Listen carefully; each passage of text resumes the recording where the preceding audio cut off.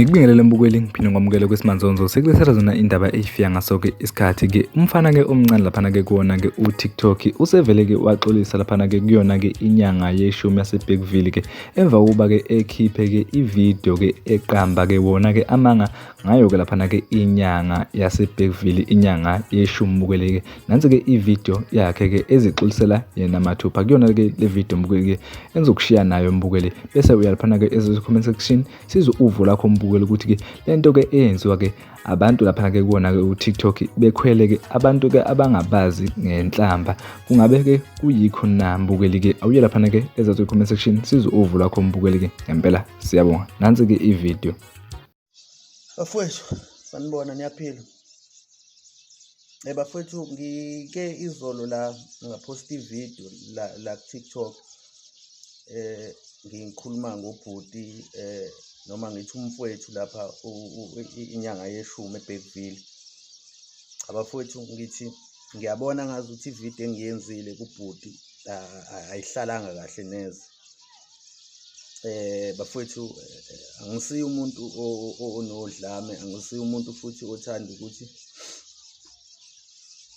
abe nempi, kodwa bafowethu izolo ngibe nenkinga yokuthi kahle kahle kwe ngithi nje uTikTok ngilonga uqala ngisuke ngenza amavidiyo ngisuke ngidakiwe. Ngivuke-ke uthola ukuthi sengiyayisola ngaleyo nto. Nayizolo ngenza ividiyo ngobhuti unyanga yeshumi, izolo bekuphuzekile. So ngiyabona ukuthi kushuthi ihlale kabi nakuyena bafowethu, kubo wonke abantu abamlandelayo nabantu abakholela kuyena nemisebenzi yakhe bafowethu. Ngicela ukuthi ngixolise kakhulu ngokumthunaza, ngixolise bafowethu kuwo wonke umuntu osondelene naye ngale nto engiyenzile bafowethu. Ngiyacela angazi mhlambe nakuyena ngicela ukuthi mhlambe athule uxolo naye akwazi ukungixolela bafowethu. Kusukela manje uTikTok, Facebook ngiyawudelete bafowethu. Ngeke ngiphinde ngibe khona, ngeke niphinde ningibone la enkundleni zokuxhumana. Hayibo abafowethu manini anime nje mani.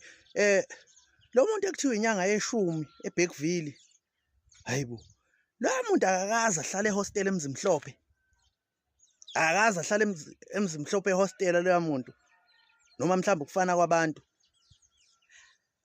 Akakaze athandane nentombazane yaseMnambithi kaShange ekuthiwa uNtokozo eyagcina isithandana nePakistan elalidayisa phezulu emashophu eMzimhlophe. Hayibo yabona mekuthiwa wena mfowethu unyanga yeshumi makuthiwe uwe ngempela.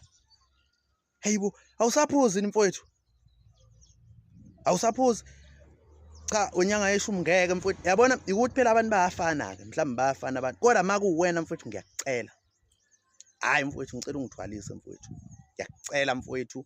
Ngifuna nje mfowethu, anginamali kodwa anginamali, ngifuna nje ukuba namakhumbi mfowethu, ngibe nezitolo. Ngiyakucela mfowethu, besihlupheka nawe ehostela iminyaka mfowethu, yabo.